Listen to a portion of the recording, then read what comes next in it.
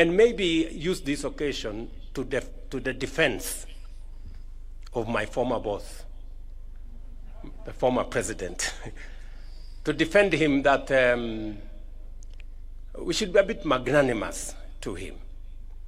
He did time, led our country, and the Linda Mama program was a great program.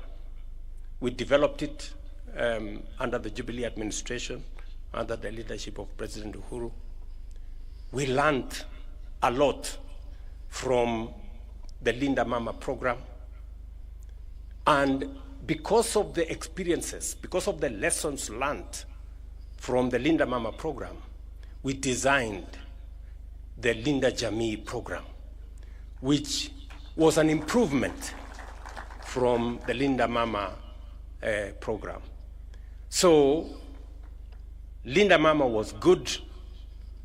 Linda Jamii is obviously better. And therefore, it is an improvement from what it was in terms of the scope, from just delivery of mothers, which was the primary target of Linda Mama.